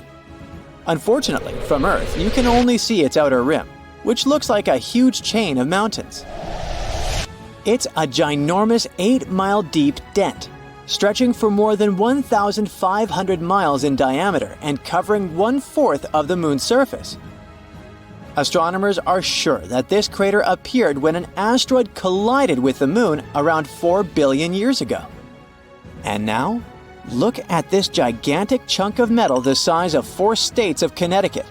As for its weight in pounds, it's enough to say that the number contains 18 zeros.